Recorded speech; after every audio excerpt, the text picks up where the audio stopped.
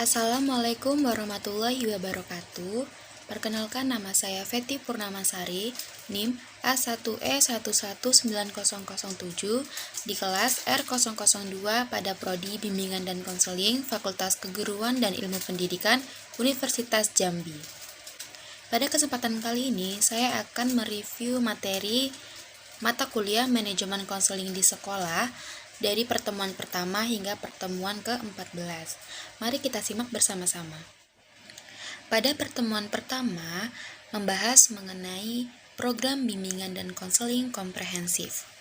Program bimbingan konseling komprehensif sendiri merupakan serangkaian kegiatan atau aktivitas yang dirancang oleh seorang konselor atau guru pembimbing untuk membantu semua siswa dalam upaya untuk mengembangkan dirinya seoptimal mungkin, yang secara utuh melibatkan konselor, pimpinan sekolah, guru mata pelajaran, staf administrasi, orang tua, dan masyarakat.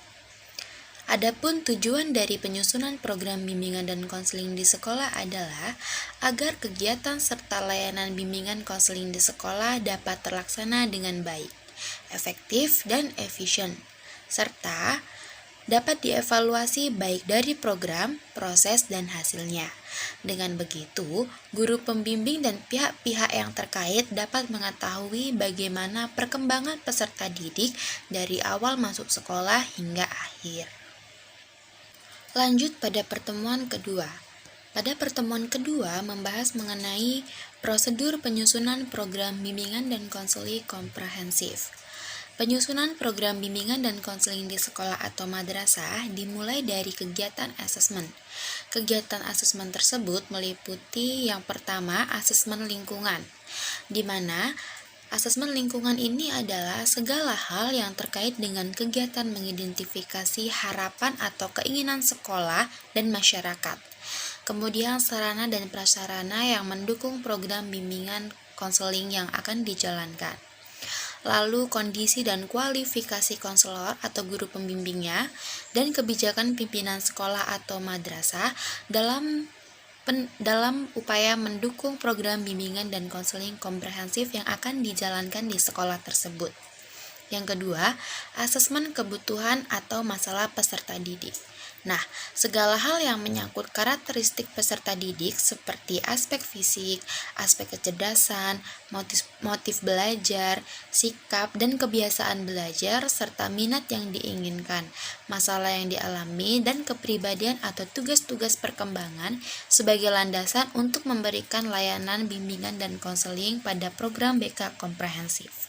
Nah, setelah kita mengetahui prosedur penyusunan program BK komprehensif, selanjutnya kita akan membahas materi struktur program tahunan bimbingan dan konseling yang telah dibahas pada pertemuan ketiga. Struktur program tahunan bimbingan dan konseling meliputi 1. Rasional, 2. Dasar hukum, di mana seorang guru pembimbing ketika membuat program tahunan harus menyertakan dasar hukum untuk melindungi program bimbingan dan konseling yang akan dibuatnya. Yang ketiga, visi dan misi. Yang keempat, deskripsi kebutuhan. Kebutuhan apa saja yang akan digunakan pada program tahunan bimbingan dan konseling yang akan dijalankan. Yang kelima, ada tujuan. Nah, guru pembimbing juga wajib menyertakan apa tujuan dari program tahunan bimbingan dan konseling yang dibuatnya. Yang keenam, komponen program. Yang ketujuh, bidang layanan yang meliputi layanan apa saja yang akan digunakan guru pembimbing untuk menjalankan program tahunan bimbingan konseling yang telah dibuatnya. Yang kedelapan, ada rencana operasional. Yang kesembilan, pengembangan tema atau topik yang akan dibahas atau yang akan digunakan dalam menjalankan program tahunan bimbingan dan konseling. Yang kesepuluh, rencana evaluasi. Yang kesebelas, pelaporan dan tindak lanjut dari hasil program tahunan bimbingan dan konseling yang telah berjalan. Yang ke-12, sarana prasarana yang akan menunjang program tahunan bimbingan dan konseling yang akan dibuatnya. Yang ke-13, anggaran dana. Nah, guru pembimbing juga wajib menyertakan berapa saja anggaran dana yang akan dibutuhkan ketika program bimbingan dan konselingnya ini akan berjalan. Nah, Setelah mengetahui prosedur serta struktur program BK, selanjutnya pada pertemuan keempat dibahas mengenai contoh dari rencana operasional atau action plan, di mana dapat teman-teman saksikan di sini tabel dari rencana operasionalnya. Meliputi yang pertama bidang layanan, kemudian tujuan layanan, komponen layanan, strategi layanan, kelas, materi, metode, alat atau media yang digunakan, serta evaluasi dan ekuivalensi.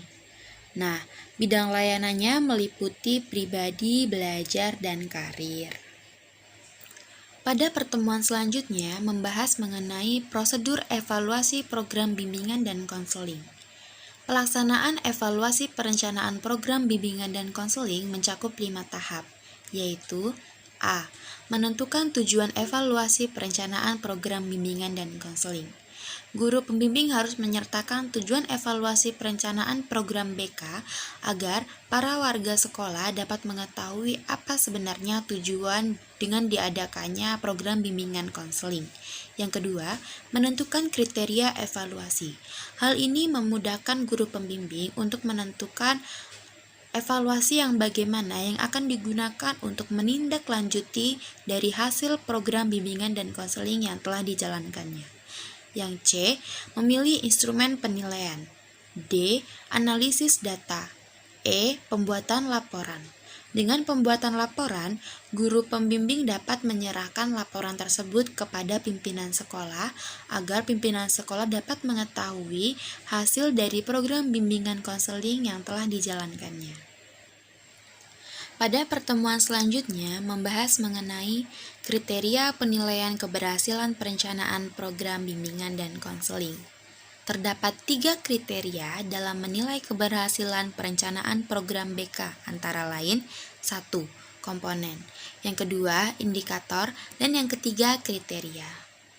Materi selanjutnya ada akuntabilitas dalam bimbingan dan konseling. Akuntabilitas merupakan bentuk pertanggungjawaban suatu kegiatan.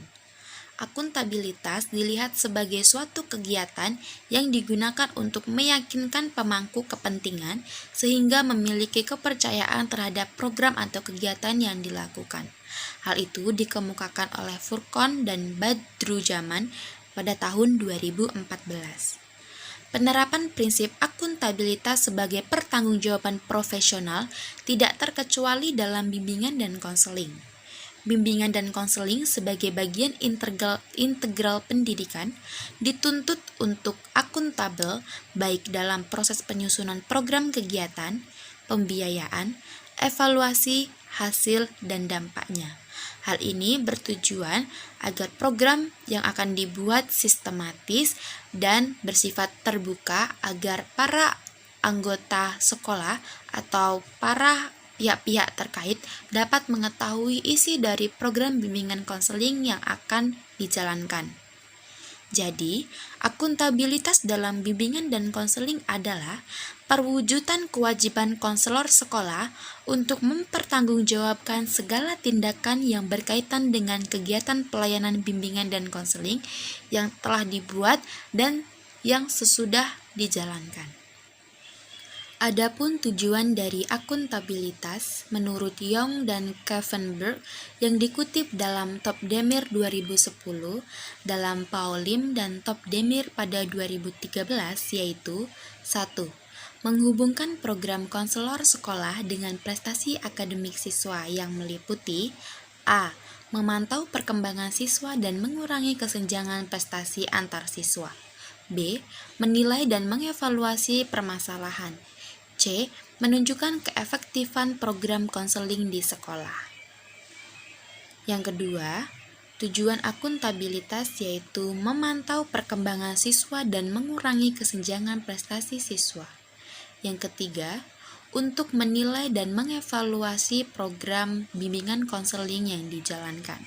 Yang keempat, untuk melihat seberapa efektifnya program konseling di sekolah bagi siswa dan pihak-pihak yang terkait. Selanjutnya ada manfaat akuntabilitas. Menurut Illinois School Counselor Association pada tahun 2014 yaitu 1. Akuntabilitas memungkinkan konselor memiliki data yang spesifik untuk digunakan dalam mengidentifikasi kekuatan dan kelemahan bidang-bidang program bimbingan dan konseling. Yang kedua, data yang diperoleh dapat digunakan untuk memperlihatkan siswa bagaimana mereka tumbuh dan berkembang melalui program BK tersebut. Yang ketiga, informasi yang diperoleh melalui asesmen harus disampaikan kepada semua stakeholder termasuk siswa, orang tua, dan guru ataupun pihak-pihak yang terkait lainnya.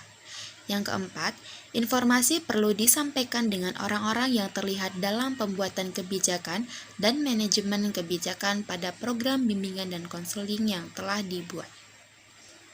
Pada pertemuan selanjutnya, membahas materi mengenai komponen akuntabilitas bimbingan dan konseling.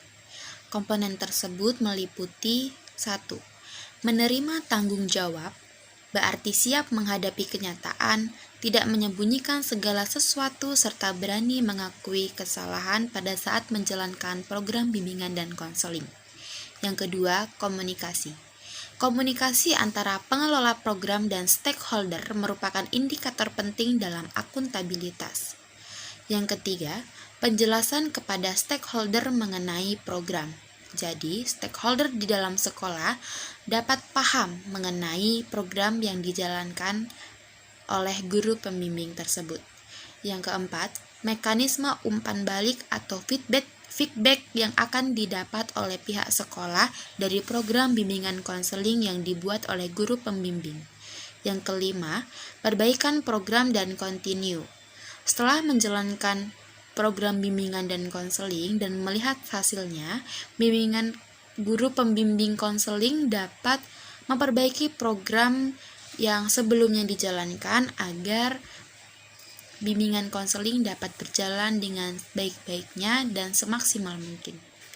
Nah, itulah yang dapat saya sampaikan mengenai review materi pada mata kuliah manajemen konseling di sekolah.